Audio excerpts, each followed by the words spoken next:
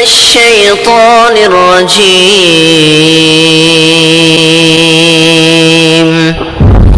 بسم الله الرحمن الرحيم. اقرأ باسم ربك الذي خلق. وإلهكم إله واحد. تم سب کا معبود ایک معبود.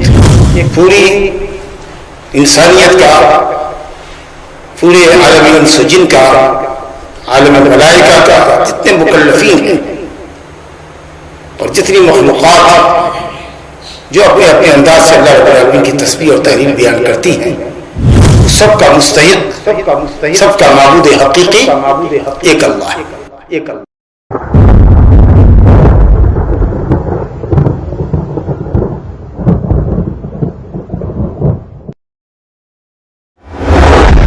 کلمہ توحید کے یہ دو ارکان ہیں، لا الہ الا اللہ. صرف لا الہ یہ توحید نہیں ہے، صرف الا اللہ یہ توحید نہیں ہے. جب تک کہ آپ لا الہ الا اللہ ایک ساتھ رکھیں. ومن أحسن قولا ممن دعا إلى الله وعمل صالحا وقال إنني من المسلمين.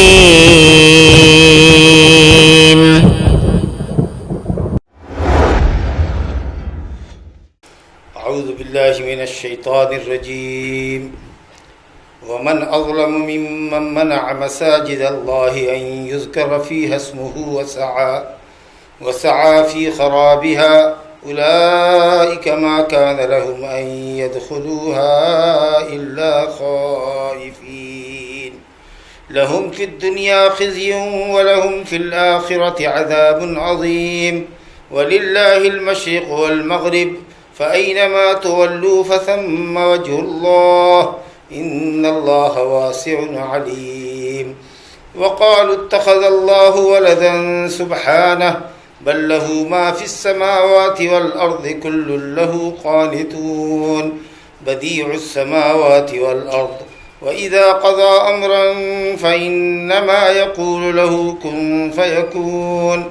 وقال الذين لا يعلمون لولا يكلمنا الله أو تأتينا آية كذلك قال الذين من قبلهم مثل قولهم تشابهت قلوبهم قد بينا الآيات لقوم يوقنون. إنا أرسلناك بالحق بشيرا ونذيرا ولا تسأل عن أصحاب الجحيم. ولن ترضى عنك اليهود ولا النصارى حتى تتبع ملتهم قل إن هدى الله هو الهدى ولئن اتبعت أهواءهم بعد الذي جاءك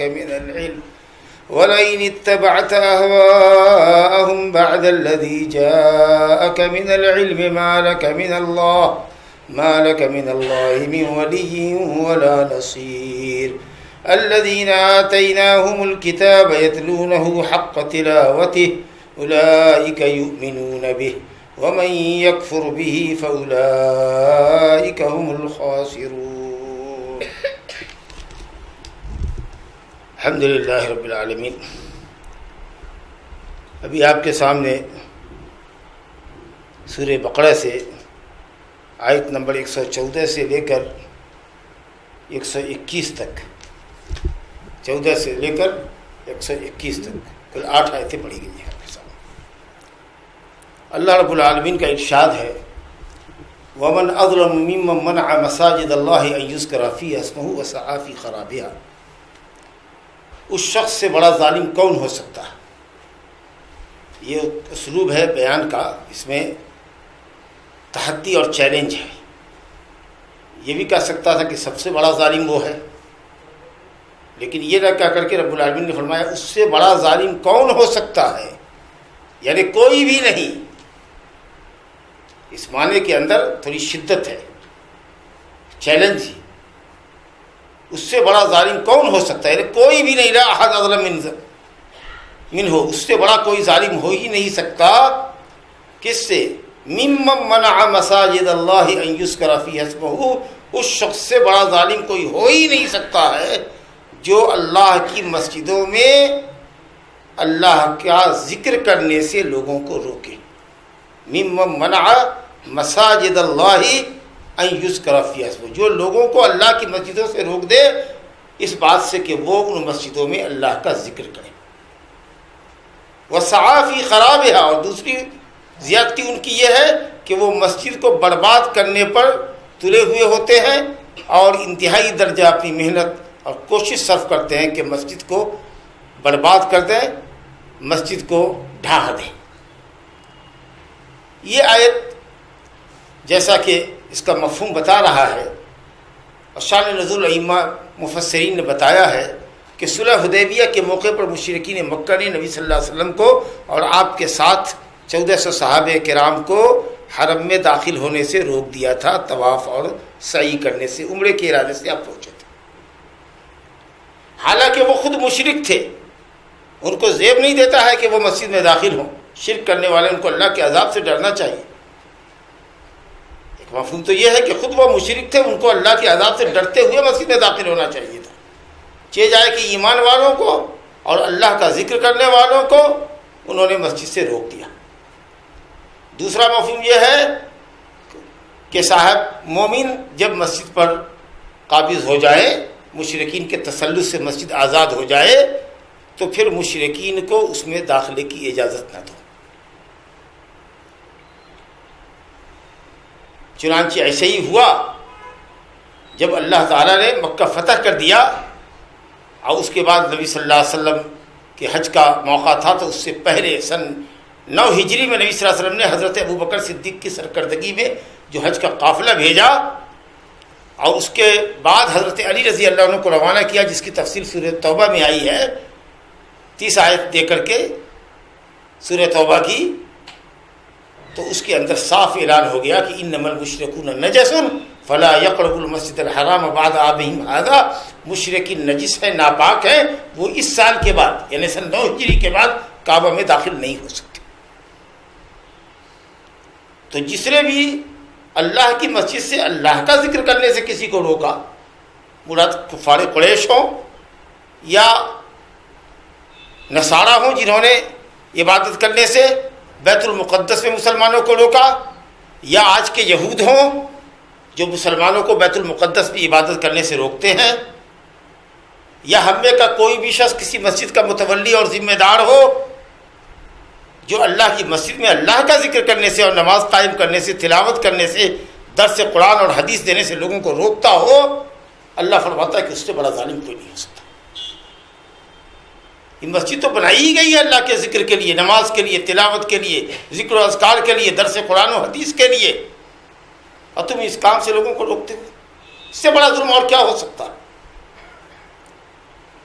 اور پھر ستم بالا ہے ستم یہ کہ مسجدوں کی تخریب کاری میں لگے ہوئے. تخریب کاری 2 طرح کی ہوتی ہے، ایک ظاہری اور ایک باطنی. ظاہری تخریب کاری ہے کہ پھوڑا چلا دیا، مسجد کو توڑ پھوڑ دیا، مسجد میں بم بلاسٹ کر دیا. آپ سنتے رہتے ہیں نا، فلاں مسجد میں بم بلاسٹ ہو گیا. جی، اگروادیوں نے جا کر کے مسجد میں بم ڈال دیا، شیعوں نے سنیوں کی مسجد میں ڈال دیا. تو کبھی یہ خبر آتی ہے کہ سنیوں نے شیعوں کی مسجد میں ڈال دیا. تو لوگ اغیار تانا دیتے کہ ان کی مسجدوں تک کے اندر بمباری ہوتی ہے. تو اللہ کہتا ہے اس سے بڑا ظالم کون ہوگا جو مسجد کی تخریب کاری میں پوری توانائی صرف کرتا ہے. یہ ہوا ظاہری تخریب. آ گئے آپ مسجد کی دیواروں کو گندا کرنا شروع کر دیا، گندے پاؤں سے آ گئے اور کیچڑ لگا کر کے مسجد کے مسلوں کو داغدار کرنا شروع کر دیا، قرآن مجید کے نسخوں کو پھاڑنا شروع کر دیا. پاگل ہو گئے ہو کیا؟ یہ سب تخریب کاری ہے مسجد کی. جہاں پایا گندگی لگا دیا مسجد میں، وضو خانے کو صاف ستھرا نہیں رکھا، سب تخریب کاری میں داخل. اور دوسری تخریب کاری ہے کہ مسجد تو بہت اچھی بنا دی آپ نے، لیکن نمازیوں سے اس کو خالی کر دیا. نمازی نہیں آ رہے ہیں. آپ لوگوں نے شوق میں مسجد بنا لی لیکن اس میں نمازی نہیں ہے. ویران کر دیا مسجد کو. نماز پڑھے بھاگے، اٹھتے نہیں ہیں تلاوت کے لیے. کوئی کہتا ہے درس قرآن ہے، بھائی درس حدیث سے بیٹھ جاؤ، نہیں بیٹھتے. مسجد کی تعمیر دو طرح سے ہوتی ہے، ایک ظاہری تعمیر جو اللہ کے بندوں نے اتنی عمدہ اور عالی شان مسجد آپ کے لیے صاف ستھری تعمیر کر دی ہے۔ اب اللہ کے بندوں کا کام یہ ہے کہ اس مسجد کو نماز سے، ذکر سے، تلاوت سے اور واعظ و نصیحت کے بیانات سے آباد رکھے، یہ مسجد کی آبادی ہے۔ تو تعمیر دو طرح سے ہوتی ہے، ایک تعمیر ظاہری جو ہو چکی ہے اور ایک تعمیر مانوی جو آپ نمازیوں کے ذریعے اور آپ تلاوت کرنے والوں کے ذریعے مسجد کی تعمیر ہو رہی ہے، آباد ہوئی مسجد۔ تو اسی کی ضد ہے تخریب، مسجد کی بلڈنگ کو نقصان پہنچانا یا مسجد کو نماز سے خالی کر دینا، تلاوت سے خالی کر دینا۔ اللہ تعالیٰ فرماتا ہے کہ اس سے بڑا ظالم کوئی نہیں ہو سکتا، لیکن کبھی ہو سکتا ہے کہ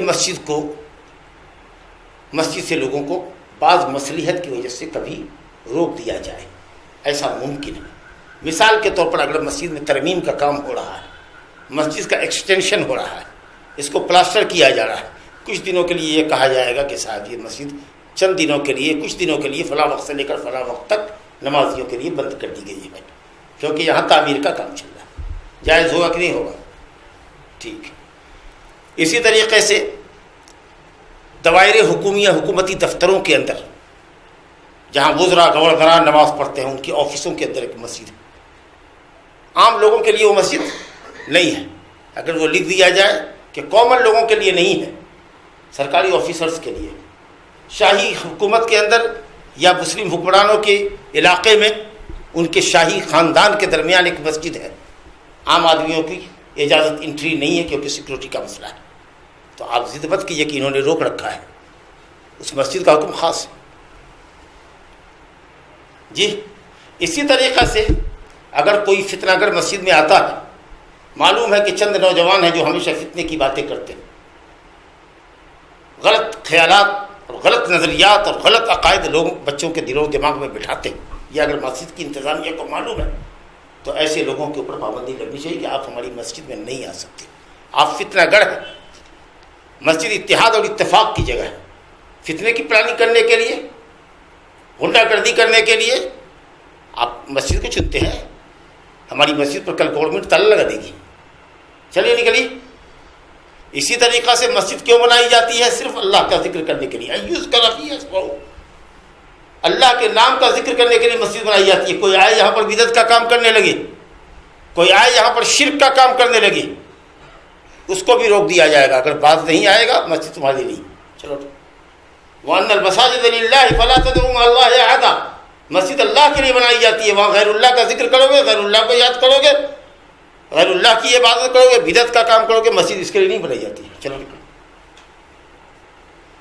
تو یہ سب صورتیں ہوتی ہیں جس میں مسجد سے لوگوں کو مصلحتاً روکا جا سکتا ہے، لیکن اگر یہ سب مصلحت نہیں ہے اور مسجد آپ نے بنائی ہے اللہ کے لیے اور لوگوں کی عبادت کے لیے، تو اب آپ کو اس میں کسی کو روکنے کا حق نہیں ہے، بشرطے کہ وہ اللہ کے ذکر کے لیے مسجد میں آتا ہے، تلاوت کرنے کے لیے آتا ہے، وظیفہ کرنے کے لیے آتا ہے اور چلا جاتا ہے۔ اور یاد رکھیے جس نے بھی مسجد کو خراب کرنے کی کوشش کی، اللہ نے اس کو برباد کر دیا، اور اس کو آپ تاریخ کے حوالے سے سمجھتے ہیں۔ اصحاب فیل کا واقعہ آپ کے سامنے موجود ہے کہ کس طرح سے ابرہہ کے لشکر کو اللہ رب العالمین نے کھائے ہوئے بھوسے کے مانند بنا دیا، بھوسا جس کو جانور کھائے، چبائے، جگالی کرے، پیٹ میں رکھے اور گوبر کی شکل میں، لید کی شکل میں باہر نکال دے، اس طریقہ سے کنکڑی ان کے اوپر پڑی، ہر آدمی کے نام کی کنکڑی ان کے نام سے گری اور وہ سب کے سب ملیا میٹ ہو گئے، ان کا ہاتھ ہی تک مر گیا ایک کنکڑی، چھوٹی سی کنکڑی لگنے سے۔ اور جن لوگوں نے بھی مسجد سے لوگوں کو روکا وہ سب ذلیل اور رسوا ہو کر کے وہاں سے خود نکالے گئے۔ خود ان مشرکین پر جنہوں نے مسلمانوں کو مکہ سے روکا ان کو رسوا کر کے نکال دیا گیا، کہا خبردار مسجد حرام میں دکھنے نہیں چاہیے، تم حدود حرم کے اندر تم کو دکھنا نہیں مانگتے ہیں، ہاں اگر مسلمان ہو گئے وہ آ جاؤ، لیکن نہیں ہے تو اس سال کے بعد کوئی مشرک داخل نہیں ہو سکتا۔ بخت نصر حکمراں جنہوں نے مسلمانوں کو بیت المقدس سے روکا، اللہ تعالیٰ نے اس کی حکومت کو ختم کر دیا، اور یہود کی بھی حکومت ختم ہوگی، اور انشاءاللہ تعالیٰ مسلمان اپنی مسجدوں پر، بیت المقدس پر جو نبی کی بنائی ہوئی مسجد ہے، مسلمان انشاءاللہ تعالیٰ اس پر قابض ہوں گے اور ان کی نماز ہوگی وہاں انشاءاللہ تعالیٰ۔ تو اللہ تعالیٰ فرماتا ہے کہ اس سے بڑا ظالم کوئی نہیں ہو سکتا ہے جو مسجد سے اللہ کے بندوں کو روکے اللہ کا ذکر کرنے سے۔ ان یذکر اسمہ، اللہ کا نام ذکر کرنا ہے، اللہ کا نام. اللہ کے نام میں سے کہیں ہوا ہے؟ ہوا کہیں پڑھا ہے؟ اللہ تعالیٰ کے 99 نام آپ نے کہیں پڑھے ہوں گے، یا اس سے زیادہ بھی نام پڑھا ہوگا. ہوا کہیں پڑھا ہے؟ ہوا بنے وہ نہیں. ذکر ہمیشہ ہوتا ہے اللہ کے نام کا. اللہ اکبر، سبحان اللہ، لا الہ الا اللہ، الحمدللہ. جی یہ ہے ذکر. لیکن صوفیوں کے یہاں سب سے بڑا ذکر ہے کیا؟ ہو یعنی ہوا. وہ کہتے ہیں کہ ہم اللہ کو دیکھ رہے ہیں، اس لیے ہم وہ کر رہے ہیں.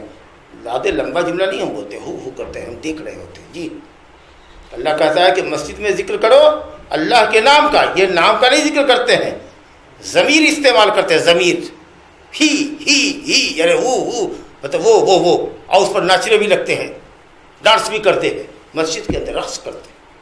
وہ ان کے یہاں وظیفہ ہے، ناک سے آواز نکالنا، ٹانگ اٹھا کر کے وظیفہ پڑھنا. یہ سب صوفیوں کے یہاں ہے. انتہائی احمقانہ حرکتیں.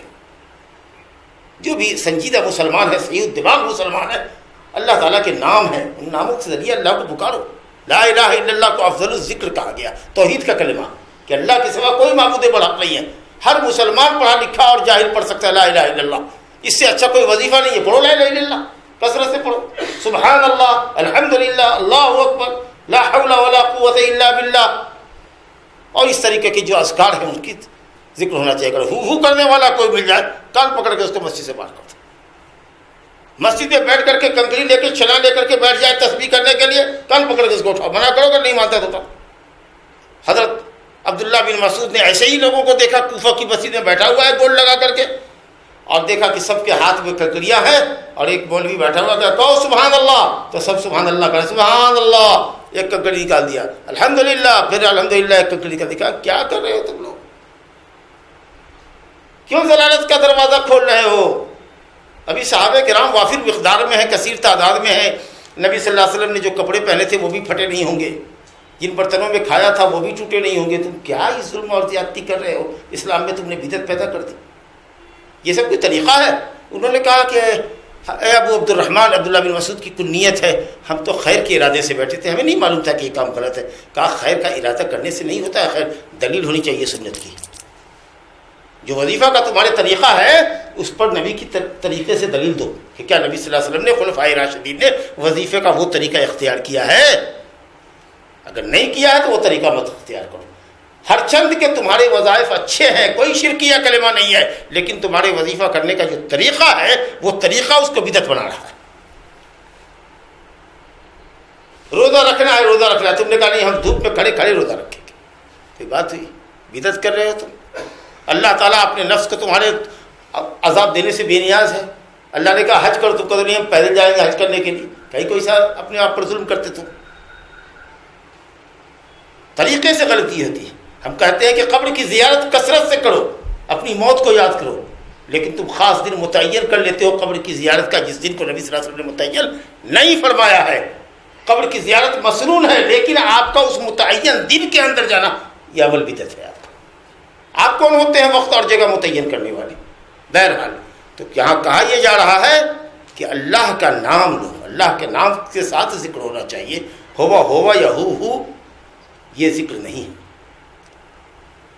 وسعى في خرابها، اور مسجد کو برباد کرنے پر لگے ہوئے ہیں. اولئک ما كان لهم يتقون، ان لوگوں کو تو ڈر کے داخل ہونا چاہیے تھا. لهم في الدنيا خزي ولهم في الآخرة عذاب عظيم. ایسے لوگوں کے لیے جو ظلم اور زیادتی کرتے ہیں بندوں پر، مسجد میں داخل ہونے سے روک دیا، یا کسی بندے کو گالی دے دی، یا مار بیٹھے، ظلم اور زیادتی کیا، اس کی دو سزا ہوتی ہے. ایک سزا تو دنیا میں ہوتی ہے، ظالم کو اللہ تعالیٰ دنیا میں ذلیل کرتا ہے، اس کو سزا دیتا ہے تاکہ مظلوم کے دل کو ٹھنڈک پہنچے. دیکھو اس ظالم نے ہم کو ظلم کیا تھا، آج پڑا نہیں اس پر، آج جوتا لگ گیا نا اس کو، تو مظلوم کو تشفی اور تسلی ہوتی ہے. اس کے لیے اللہ تعالیٰ ظالم کو دنیا میں سزا دیتا ہے اور اس کے ظلم کی بھرپور سزا اس کو آخرت میں دے گا. لیکن اگر کوئی گناہ تمہارے اور تمہارے رب کے درمیان ہے تو اس کی ایک ہی سزا اللہ دے گا، اس کی ایک ہی سزا دے گا. لیکن اگر ظلم بندے پر ہے اور زیادتی بندے پر کی ہے، اس کی دو سزا اللہ دیتا ہے، دنیا میں بھی رسوا کرتا ہے اور آخرت میں تو عذاب ہے ہی. کہا اولئک لہم خزی فی الدنیا، جن لوگوں نے اللہ کے بندوں کو مسجد سے روکا ان کے لیے دنیا میں بھی ذلت و رسوائی ہے اور آخرت میں تو عذاب عظیم ہے ہی. دیکھا نا دونوں جگہ عذاب ہوا نا، کیونکہ انہوں نے اللہ کے بندوں کو روکا. اللہ وَلِلَّهِ الْمَشْرِقُ وَالْمَغْرِبُ فَأَيْنَمَا تُوَلُّوا فَثَمَّ وَجْهُ اللَّهِ إِنَّ اللَّهَ وَاسِعٌ عَلِيمٌ. اب دیکھیے اللہ ہی کے لیے مشرق ہے اور اللہ ہی کے لیے مغرب ہے. مشرق اور مغرب، مشرق جہاں سے سورج نکلتا ہے، شروق مانے طلوع، اب مغرب غروب سے جہاں ڈوبتا ہے. مشرق اور مغرب کا ذکر کیا گیا کیوں؟ اس لیے کہ بڑی نشانی اللہ رب العالمین کی مشرق میں ہوتی ہے، یعنی سورج نکلتا ہے، اور مغرب میں وہ ڈوبتا ہے شمال و جنوب کے مقابلے میں. پھر یہ بھی ہے کہ دنیا لمبی زیادہ ہے، مشرق سے مغرب تک دنیا لمبی بہت ہے، لیکن شمال سے لے کر جنوب تک کی دنیا چھوٹی ہے. ادھر شمال میں بھی اور جنوب میں بھی سمندر ہے، لیکن آبادی دور تک مشرق میں ملے گی. جاپان چلے جائیے، ایک دم چلے جائیے اندلس اور اسپین اور اس کے آگے تک چلے جائیے، اور اس کی مساحت کو ناپیے تو کئی گنا زیادہ ہوگا اتر اور دکن کے مقابلے. ویسے بھی چیزوں کی لمبائی چوڑائی سے زیادہ ہوا کرتی ہے، سمجھا؟ تو اللہ تعالیٰ مشرق و مغرب کا مالک ہے، مطلب یہ کہ تمام جہات کا وہی مالک ہے. اتر کا بھی وہی مالک ہے، دکن کا بھی وہی مالک ہے، اوپر کا بھی وہی مالک ہے، نیچے کا بھی وہی مالک ہے. پوری کائنات اسی کی ہے. تو یہاں اللہ نے کہا مشرق اور مغرب. اب ہمارا درس تو الحمدللہ یہاں کئی سالوں سے ہوا، 10 سال سے زیادہ کچھ مدت ہوئی. سب آپ لوگوں کو معلوم ہوگا، یہ سوال بھی میں نے کیا تھا کہ کہیں پر اللہ نے کہا مشرق اور مغرب اللہ کا ہے، اور کہیں پر اللہ نے کہا رب المشرقین و رب المغربین. اللہ تعالیٰ دو مشرق کا رب ہے، دو مغرب کا رب ہے. یہاں ایک مشرق واحد ہے، مفرد ہے، ایک مشرق ایک مغرب. وہاں دو مشرق دو مغرب. کہا فلا اقسم برب المشارق والمغارب، مشرقوں کا رب ہے اور مغربوں کا رب ہے. تو کیسے آیتوں میں جمع کریں گے، تصدیق دیں گے؟ کوئی کہے گا تمہارے یہاں مشرق ہے تو کہیں مشرقین ہے تو کہیں مشارق ہے، کہے گا الحمدللہ کچھ کہیں اختلاف نہیں ہے. سائنسی دور ہے، سمجھ لینا بہت آسان ہے. مشرق بولے تو پورا مشرق، یہ جو ہے نا یہ پوری مسجد کی دیوار اگر مان لو کہ پوری دنیا ہے اتر دکن کی، یہ پورا مشرق ہے جی. لیکن جاڑے اور گرمی میں سورج ایک جہت سے نکلتا ہے. جاڑے میں بالکل پورب اتر کونے دکن کونے سے نکلتا ہے، گرمی میں پورب اور دکن کونے سے نکلتا ہے، اتر کونے سے نکلتا ہے. ایک شمال کی طرف سے نکلتا ہے، ایک جنوب کی طرف سے نکلتا ہے. دو سیزن میں، جاڑے کی سیزن میں وہ دکن سے نکلے گا اور جاڑے اتر سے، پورب اور دکن، اور گرمی میں پورب اور اتر کونے سے نکلتا ہے. اس لیے دیکھتے ہیں ڈوبتا ہے کبھی اس کونے پر کبھی اس کونے پہ، سمجھا؟ اور 360 دنوں کے اندر، 365 دنوں کے اندر ہر روز وہ تھوڑا یہاں آتا ہے، پھر ادھر سے ایسا آتا رہتا ہے. ہر روز وہ تھوڑا اپنا پلیس چینج کرتا ہے، سمجھا کہ نہیں؟ تو ماشاءاللہ جہاں مشرق استعمال کیا گیا وہ پورا سائڈ، مشرق کے سائڈ کو مشرق کہا گیا. جاڑے اور گرمیوں میں مشرق سے طلوع اور مغرب میں غروب کے دو مقامات ہوتے ہیں، اس لیے مشرقین و مغربین ہوئے. اور سال کے تمام دنوں میں تھوڑا وہ آگے بڑھتا ہے، مشرق کی جانب سے اتر کی جانب اور دکن کی جانب سے اتر کی جانب. اس اعتبار سے مشارق اور مغارب. اللہ تعالیٰ تمام جہتوں کا مالک ہے. جب اللہ کا حکم ہوا مسلمانوں نے بیت المقدس کی طرف رخ کر کے نماز پڑھی. بیت المقدس کو قبلہ بنایا نا مکی زندگی میں اور مدینے میں کوئی 16-18 مہینے میں، سمجھا؟ اور جب اللہ کا حکم ہوا پھر گئے لوگ کدھر؟ کعبۃ اللہ کی طرف. تو یمن والے اب استقبال کرتے ہیں کدھر؟ اتر کا. یمن والے استقبال کرتے ہیں، یمن اور اس کی جہت میں جو لوگ ہیں کعبہ ان کے دکن میں ہے، دکن اتر کا استقبال کرتے ہیں. نارتھ میں کعبہ ان کے اتر میں ہے، یہ دکن میں ہے تو اتر کے رخ کرتے ہیں. اور شام والے اور مدینہ والے اور اس طرف کے جتنے لوگ ہیں وہ دکن کا، ساؤتھ کا استقبال کرتے ہیں. اور ہم لوگ کعبہ سے پورب ہیں تو ہم پچھم کا استقبال کرتے ہیں. اور کعبہ سے جو پچھم دیش کے رہنے والے لوگ ہیں لندن امریکہ میں اور اسپین میں، وہ سب کے سب پورب کا استقبال کرتے ہیں. سمجھ لیں گے؟ تو اللہ تعالیٰ کہتے ہیں وَلِلَّهِ الْمَشْرِقُ وَالْمَغْرِبُ، مشرق مغرب سب اللہ کا ہے، اتر دکن سب اللہ کا ہے۔ ایک مرکز اس نے متعین کر دیا ہے تمہارے لیے کعبہ کہ تمہاری نماز کا قبلہ وہ ہے، تو جدھر سے بھی تم متوجہ ہوگے وہ اللہ ہی کی جہت ہوگی۔ فسم وجہ اللہ، یا اللہ ہی کا چہرہ اس طرف ہوگا، اللہ ہی کا چہرہ ہوگا۔ تو جب حکم ہوا بیت المقدس کی طرف، مسلمانوں نے بیت المقدس کی طرف رخ کر کے نماز پڑھا۔ جب حکم ہوا کعبہ ہو جاؤ، گھوم جاؤ، تمہارا کعبہ ہے، کعبہ ہو گیا۔ اب اس پر بے وقوف یہودیوں نے کھلی اڑائی مسلمانوں کی، اور بے وقوفوں نے کہا کہ ان کو کیا ہو گیا ہے کہ اب تک وہ ہمارے قبلے کی طرف رخ کر کے پڑھ رہے تھے اور اب یہ الٹ گئے، ریورس ہو گیا ان کا، جی اب اتر سے یہ دکن گھوم گئے، کیا ماجرا ہے؟ اللہ نے کہا کہ قل للہ المشرق والمغرب یہدی من یشاء الی صراط مستقیم، اللہ جس طرف چاہے بندے کو پھیر دے، ہر سمت اسی کا ہے۔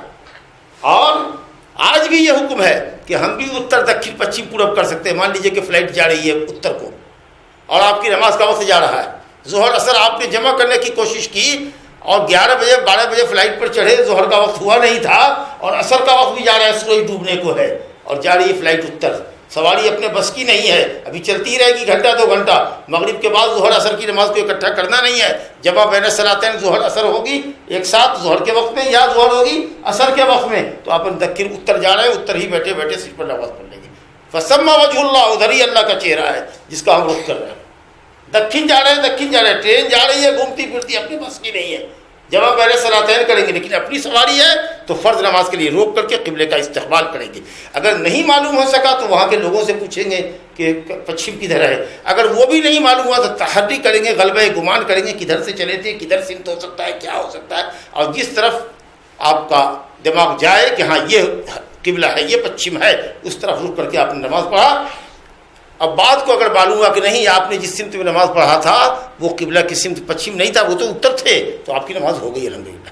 اور ماشاءاللہ آج بھی اگر آپ اپنی سواری پر ہیں اور جا رہے ہیں دکن کو، جا رہے ہیں اتر کو، اور آپ کو تہجد کی عادت ہے اور رکنا نہیں چاہتے ہیں، سفر جاری رکھنا چاہتے ہیں، فجر کی نماز کہیں پڑھنے کا ارادہ ہے اور نکلے ہیں مڈ نائٹ میں، آپ ڈرائیور آپ کا گاڑی چلا رہا ہے ماشاءاللہ، پچھلی سیٹ کے اوپر آپ اتر کو گھوم کر کے تہجد پڑھ رہے ہیں، گاڑی سے جا رہے ہیں۔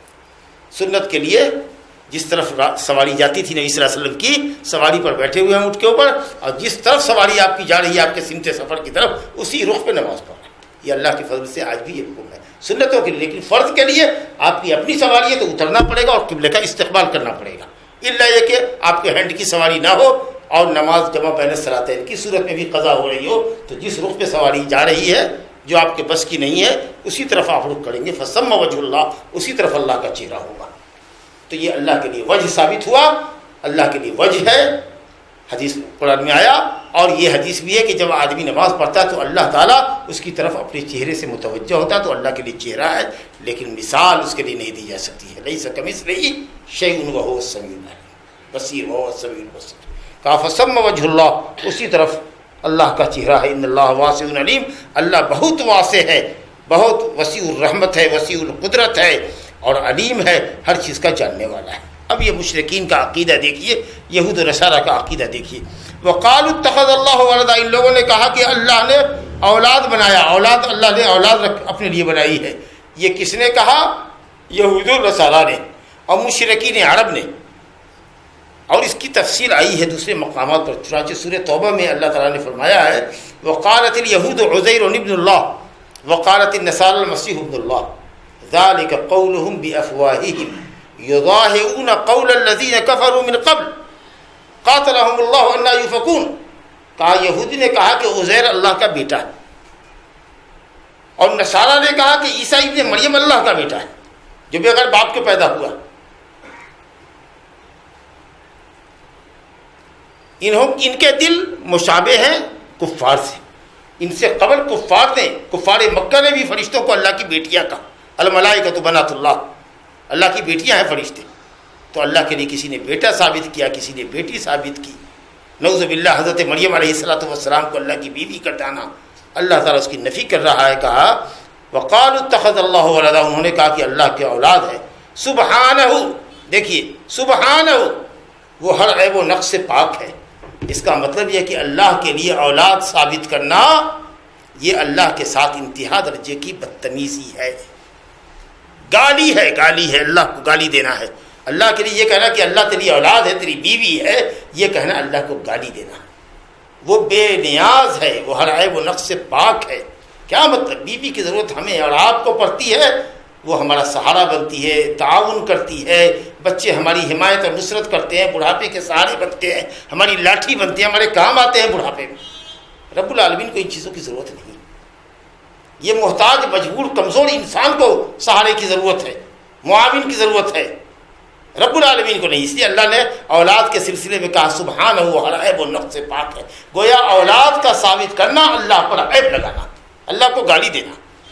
بخاری شریف کی حدیث ہے کہ آدم کا بیٹا مجھے جھٹلاتا ہے، کذبنی ابن آدم وما کان لہ ذالک، اس کو یہ زیب نہیں دیتا ہے کہ اللہ کو جھٹلائے، اور آدم کا بیٹا مجھے گالی دیتا ہے جبکہ اس کو زیب نہیں دیتا ہے کہ وہ مجھے گالی دے۔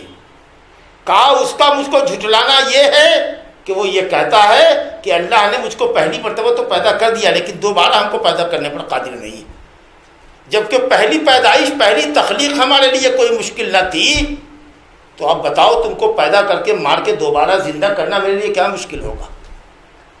اور تمہارا گالی دینا ہم کو یہ ہے کہ تم کہتے ہو کہ اللہ نے اولاد بنائی ہے۔ مجھ کو اولاد کی کیا ضرورت ہے؟ میں تو غنی حمید ہوں، ساری کائنات تو میری ملکیت میں، سب تو میرے غلام ہیں۔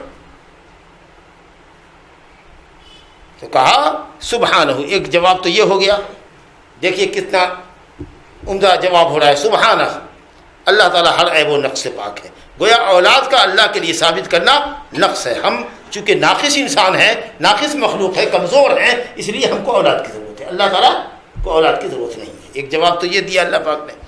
دوسرا جواب دیا بل لہ ما فی السماوات والارض، بلکہ اس کے لیے وہ تمام چیزیں ہیں، سب اسی کی ملکیت ہے جو آسمانوں میں ہے اور زمین میں ہے، تو سب اسی کے غلام ہیں، سب اسی کی ملکیت ہے۔ سمجھا کہ نہیں؟ سارے بندے اسی کی ملکیت میں، اس کی غلامی میں ہے۔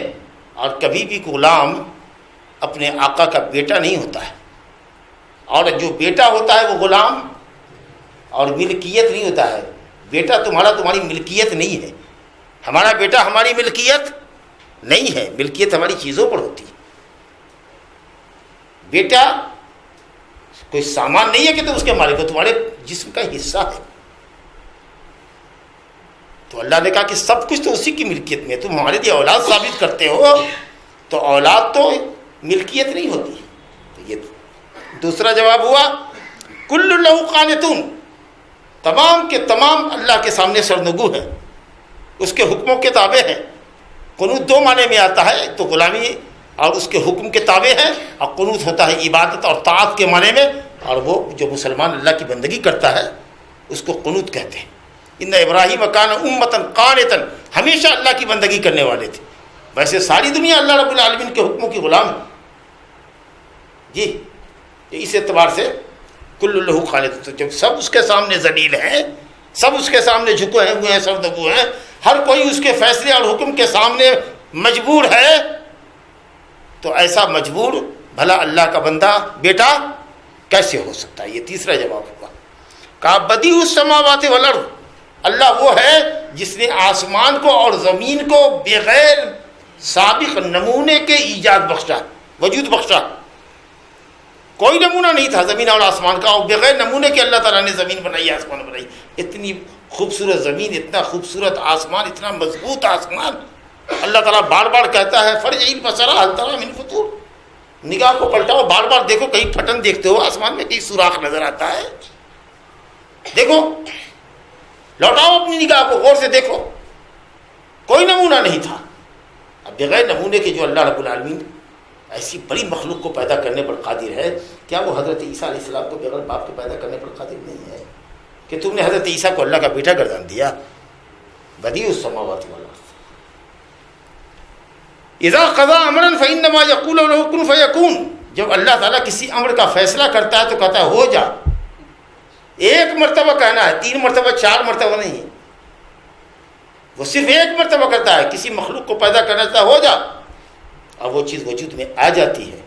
حضرت عیسیٰ علیہ السلام کی بھی جسم کی تخلیق اللہ نے لفظ کن سے پڑھوائی، کن ہو جا، حضرت عیسیٰ کا جسم ہو گیا۔ اور ایک روح جو اللہ نے پیدا کر کے سول رکھا تھا، حضرت عیسیٰ کی پاکیزہ روح، حضرت جبریل سے کہا لے جا کر کے اس کو پھونک دو، اس سے روح بن گئی، جسم اور روح کا مجموعہ ہو گیا، جسم بن گیا لفظ کن سے، اور روح جو رکھی ہوئی تھی اس روح کو اللہ نے پھکوا دیا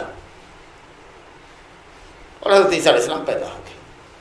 تو اتنی بڑی مخلوق کو اللہ تعالیٰ آسمان اور زمین کو لفظ کن سے پیدا کرنے پر قادر ہے، حضرت عیسیٰ علیہ السلام کو پیدا کرنا اس کے لیے کیا مشکل ہے کہ تم نے عیسیٰ علیہ السلام کو اللہ کا بیٹا کرتا نا۔ تو اتنے سارے دلائل کے ساتھ اللہ رب العالمین نے اپنے سے اولاد کی نفی کی ہے کہ اللہ کے لیے کوئی اولاد نہیں ہے۔ اللہ فرماتا کہ ابن آدم مجھے گالی دیتا ہے، میرے لیے بیٹا ثابت کرتا ہے، حالانکہ لم الد ولم اولد، نہ میں نے کسی کو جنا ہے نہ میں کسی سے جنا گیا ہوں، میں بے جان نطفے میں روح ڈالتا ہوں، میں انسان کی تخلیق کرتا ہوں، لیکن وہ کسی کا باپ نہیں ہے، اللہ اس کا کوئی باپ ہے، لم یلد، نہ وہ کسی سے جنا ہے، ولم یولد، اللہ اس سے کوئی جنا گیا، ولم یکن لہ کفوا احد، اس کا کوئی ہمسر اور برابر، یہ ہے اللہ کی شان۔ اس کے بعد مشرکین نے کہا وقال الذین لا يعلمون لولا يكلمنا اللہ تأتینا آیہ، جو لوگ بے علم ہیں، اس طرح کا مطالبہ کرنے والے بے علم لوگ ہوتے ہیں جو کہتے ہیں کہ اللہ ہم سے بات کیوں نہیں کرتا، یا جو آیت جو معجزہ ہم مانگتے ہیں وہ معجزہ کیوں نہیں اتارتا۔ مکہ والے کہتے تھے ہم آپ سے تو مطالبہ کرتے ہیں نا کہ مکے کے پہاڑوں کو ریپلیس کر دیجیے، ہم آپ سے کہتے ہیں کہ مکے کی سنگلاخ زمین کے اندر چشمہ جاری کر دیجیے، ہم یہ کہتے ہیں کہ آپ کے کھجور انگور کے باغات ہونے چاہیے، ہم چاہتے ہیں کہ آپ کا گھر سونے کا ہونا چاہیے، آپ بنوا دو۔ عجب پاگل لوگ ہیں، تعنت اور سرکشی کی حد ہے۔ ہدایت پانے کے لیے جو معجزہ تھا وہ کافی تھا، لیکن پرپوزل تم دے رہے ہو کہ ہم جو معجزہ مانگتے ہیں وہ دے دو، تو اس کی تو کوئی انتہائی نہ ہوگی۔ ایک معجزہ اچھا نہیں، اس سے کام نہیں چلے گا، ایک اور لانا ہوگا، ایک اور لانا ہوگا، تو اس کی تو چاہت کی تو کوئی انتہائی نہیں ہوگی۔ ہدایت پانے کے لیے معجزہ جو نبی کے ساتھ ہے پہلے سے حاصل ان کو، وہ تمہاری ہدایت کے لیے کافی۔ یہ تو وہی بات ہوئی جو انہوں نے کہا، یہودیوں نے حضرت موسیٰ علیہ السلام سے کہا قالوا ارنا اللہ جہرۃ، اللہ کو کھلم کھلا دکھاؤ، ہم بات کریں گے، دیکھنا چاہتے ہیں۔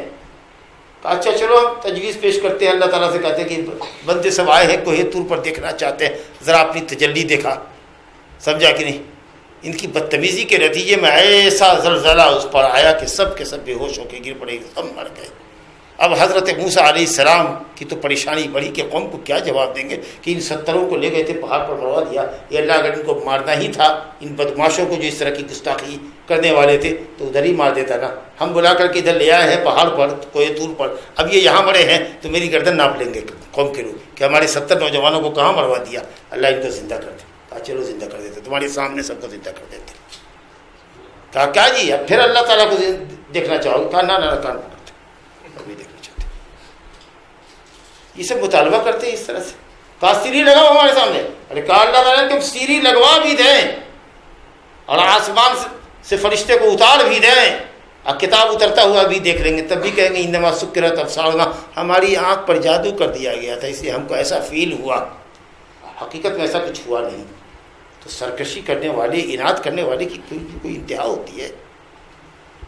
کہا کہ یہ کہتے ہیں کہ اللہ ہم سے بات کیوں نہیں کرتا تمہارے بارے میں کہ محمد ہمارے رسول ہیں، یہ کتاب ہماری اتاری ہوئی کتاب ہے، آپ تو ہم سے بات کرے جی، کتنے بڑے آدمی ہیں یہ، ایمان لے آ کر کے اللہ بڑے احسان کرتے ہیں، ہم سے بات کرے یا ہمارے پاس وہ نشانی لائے جو ہم چاہتے ہیں۔ کذالک قال الذین من قبلہم مثل قولہم، اسی طرح کی بات ان سے پہلے کے لوگوں نے حضرات انبیاء کرام سے کی ہے۔ تشابہت قلوبہم، کفار کے منافقین کے جملے ورسنس ایک ہی ہوتے ہیں، لہجہ بدلا ہوا ہوتا ہے۔ تب کے یہودی بھی وہی بولتے تھے، آج کے بھی یہودی یہی بولتے ہیں، لہجہ بدلا ہوا ہے، اسلوب بدلا ہوا ہے،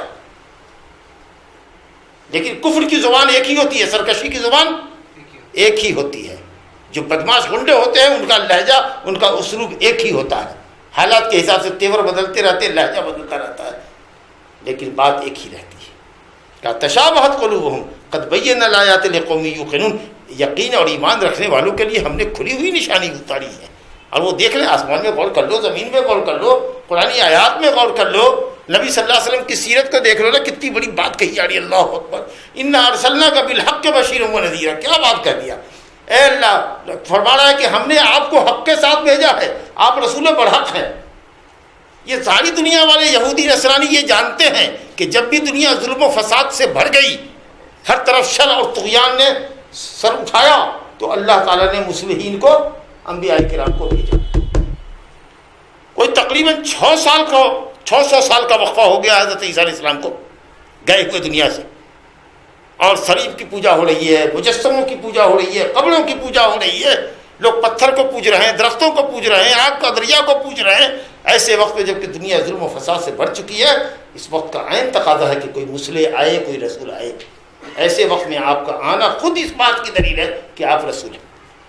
دوسری بات یہ ہے کہ رسالت کا آپ نے اعلان کب کیا؟ جب 40 سال کے ہوئے، تب 40 سال کی بے داغ زندگی اور اعلیٰ سیرت اور آپ کا کردار ان مکے والوں کے سامنے، یہ خود اس بات کی دلیل ہے کہ یہ آدمی اللہ کا نبی اور رسول ہے۔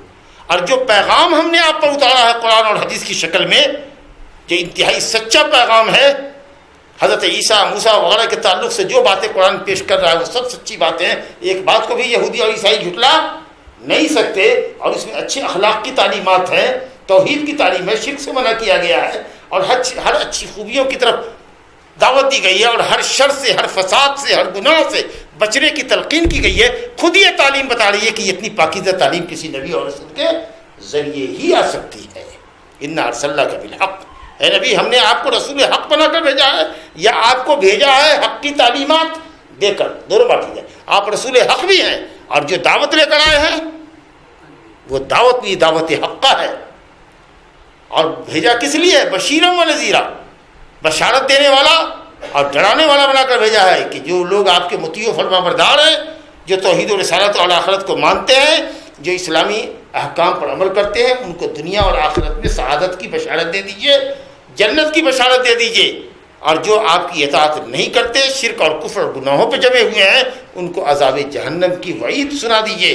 بشیر و نذیر آپ کو بنایا ہے، گویا اوامر اور نواہی دونوں کے ساتھ بھیجا ہے، کچھ چیزوں کا حکم کرنے کے لیے اور کچھ چیزوں سے رکنے کے لیے، لوگوں کو روکنے کے لیے، دونوں کا مجموعہ ہے۔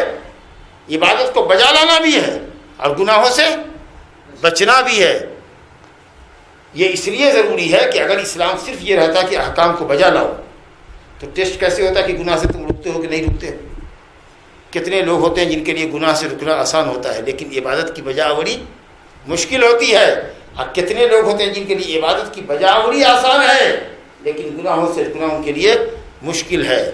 نوجوانوں سے کہیے کہ زناکاری سے بچو، مثال کے طور پر بڑی حسین جمیل عورت اگر دعوت دے تم کو بچنا ہے، تو شاید کوئی اللہ کا بندہ نوجوان جس کو اللہ بچا لے بچ جائے، ورنہ وہ نہیں بچے گا۔ لیکن کسی بوڑھے کو کہو، 80 سال کے بوڑھے کو، کہ آپ کو بدکاری نہیں کرنی ہے، کہ ہاں بالکل نہیں کرنی، کیونکہ اس کے پاس اب وہ بدکاری کرنے کی طاقت ہی نہیں ہے۔ اس کے لیے گناہ سے رکنا اس بوڑھے کے لیے آسان ہے، لیکن اس کو کہو کہ ہر نماز میں مسجد چلنا ہوگا، اور اتفاق سے مسجد اللہ پر ہے، دوسری منزل پہ ہے، سیڑھی چڑھ کے جانا ہوگا، تو کہے گا بڑی صاحب بہت تکلیف ہے، ادھر ہی نماز پڑھ لیتے ہیں، بیٹھ کے ہی پڑھ لیتے ہیں انسان، پریشانی ہے۔ اس کے لیے اوامر کی بجاوری مشکل ہے، لیکن گناہوں سے بچنا اس کے لیے آسان ہے۔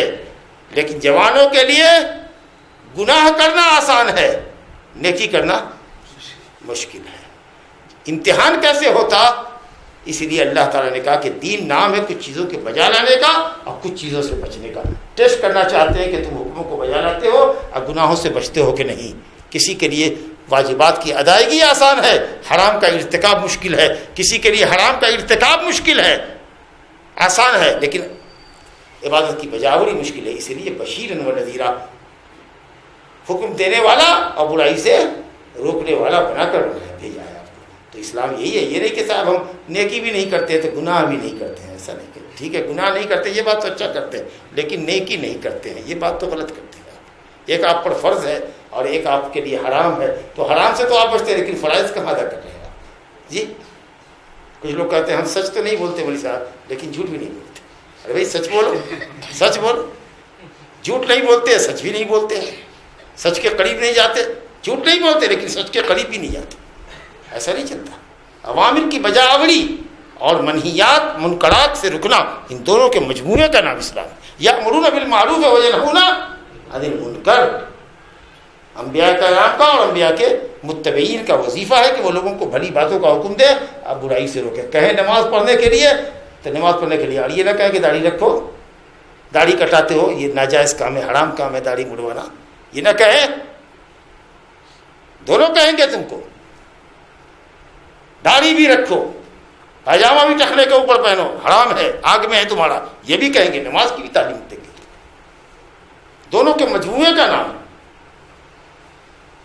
بہرحال اے نبی، ہم نے حق کے ساتھ بھیجا ہے بشیر و نذیر بنا کر، اب آپ تعلیم دے دیجیے، دین کی تعلیم لوگوں کو بتا دیجیے، ان کو انجام سے آگاہ کر دیجیے۔ پھر بھی اگر کوئی مسلمان ہوتا ہے نہیں ہوتا ہے تو آپ سے اس کی پوچھ نہیں ہوگی جہنمیوں کے بارے میں کہ یہ لوگ جہنم میں کیوں گئے، اس کے ذمہ دار آپ ہیں نہیں، آپ کا کام صرف تبلیغ کرنا ہے، علماء کا کام صرف آپ تک اللہ کا پیغام، رسول کا پیغام پہنچا دینا ہے، تاکہ آپ یہ نہ کہہ سکے کہ کوئی بتانے والا ہم کو نہیں آیا تھا، کسی نے ہم کو بتایا نہیں تھا۔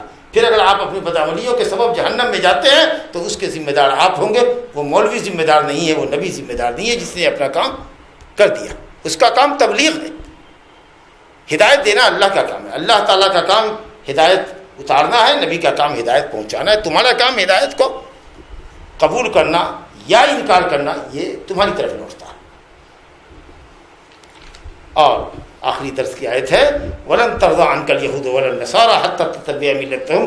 کفر اور اناد اور سرکشی یہود و نصارہ کی یہ دیکھیے، نبی صلی اللہ علیہ وسلم شروع میں یہود و نصارہ کی منہ بھرائی کرتے تھے، تالیف قلب کرتے تھے ان کی، اچھا ایسا اچھا اچھا ایسا ہے، ایسا کرتے، کچھ باتوں میں ساتھ دیتے تھے، سمجھا کہ نہیں، تاکہ وہ ہم کو اپنا مخالف نہیں سمجھے اور آئے ہماری دعوت کی طرف۔ لیکن وہ تو اناد میں بڑھتے گئے، جب اتنا بڑھتے گئے تو آپ نے کہا ہر کام میں ان کی مخالفت کرو۔ جی، یہود و نصارہ کے ہاں، یہودیوں کے ہاں جب ان کی بیوی حائضہ ہوتی تو گھر سے نکال باہر کرتے، ایک چھوٹی سی جھوپڑی بنا کر کے رکھتے، ادھر ہی رکھتے، گھر میں نہیں آنے دیتے، اس کا برتن، اس کا پلیٹ، اس کی پتیلی سب الگ کر دیتے، پاک ہو کر کے نہا دھو کر کے گھر میں داخل ہو سکتے۔ جی، اور نصارہ کے یہاں اتنے گندے کہ حیض والی عورتوں کے ساتھ صحبت کرتے، اتنے گندے۔ تو اللہ تعالیٰ نے آیت اتار دی یسألونک عن المحیض قل هو اذى فاعتزلوا النساء۔ حیض کی حالت میں بیوی سے صحبت نہیں کرنا ہے، باقی بستر پر سوئے گی، کھانا بنائے گی، تمہارا کپڑا دھوئے گی، بدن دبائے گی، سارا کچھ کرے گی۔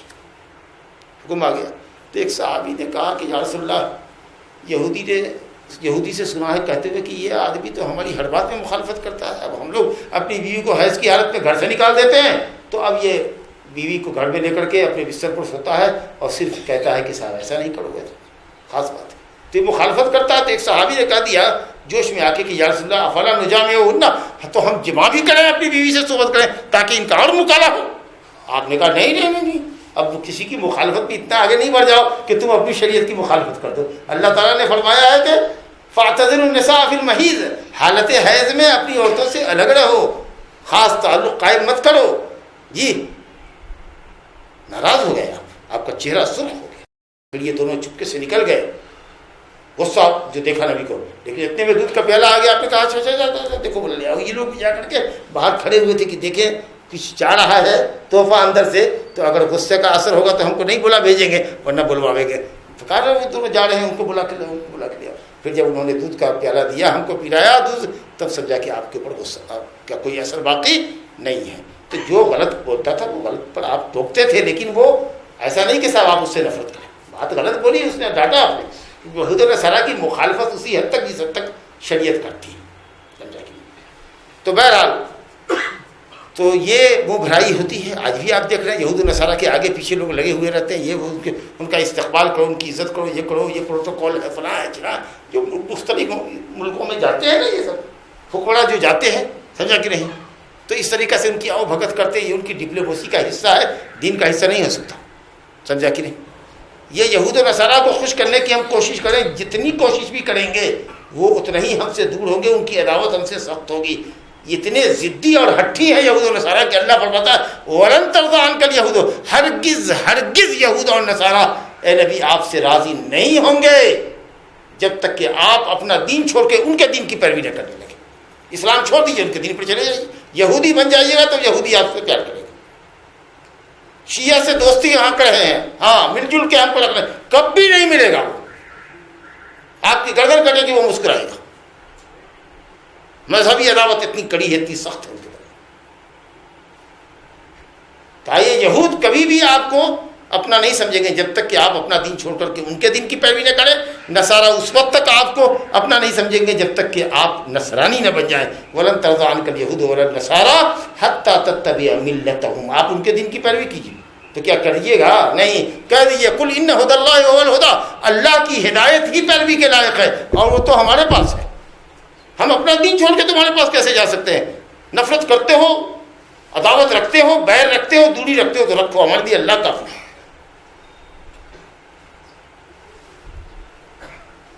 قُلْ إِنَّ هُدَى اللَّهِ هُوَ الْهُدَىٰ.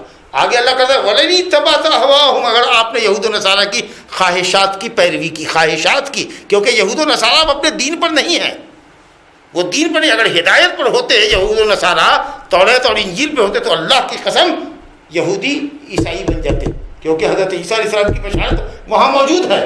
اور یہودی اور عیسائی سب مسلمان بن جاتے کیونکہ توریت میں اور انجیل میں نبی صلی اللہ علیہ وسلم کی بشارت موجود ہے. تو اگر وہ اتباع ہدایت کی پیروی کرتے تو سب مسلمان ہو جاتے, کوئی یہودی نصرانی نہیں ہوتا, سب مسلمان ہو جاتے. لیکن انہوں نے ہدایت کی پیروی نہیں کی, ہوائے نفس کی, خواہشات نفس کی پیروی کی.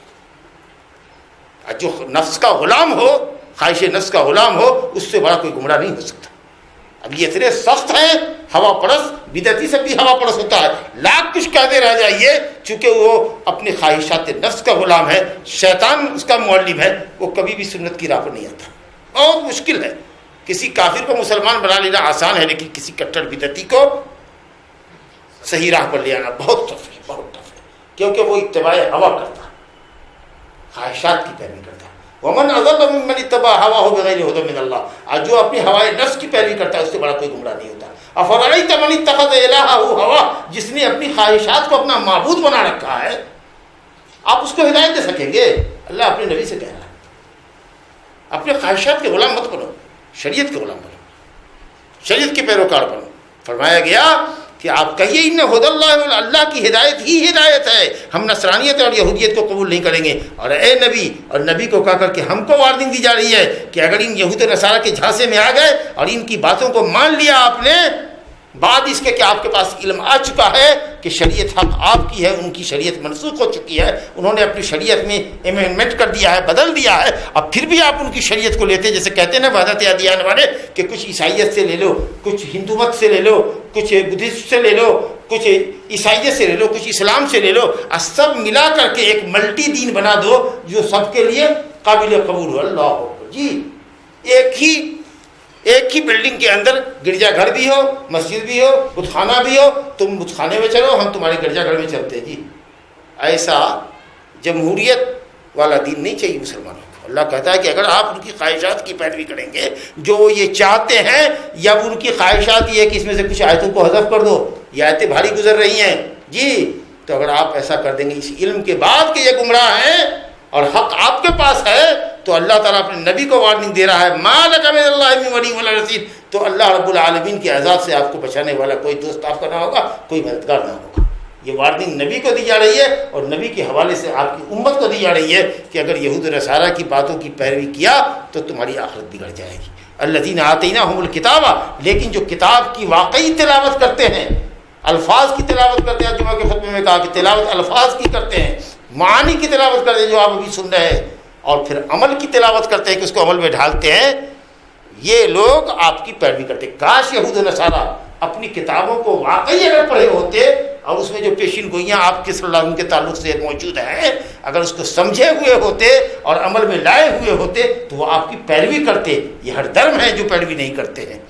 تو جن لوگوں کو بھی ہم نے کتاب دی, اگر وہ اپنی کتابوں کو صحیح پڑھتے, اہل اسلام اگر صحیح پڑھیں, الفاظ اور معانی کے ساتھ عمل کریں, یہود و نصارہ اپنی کتابوں کو صحیح طریقے سے پڑھتے, سب آپ کے اوپر ایمان لے آتے.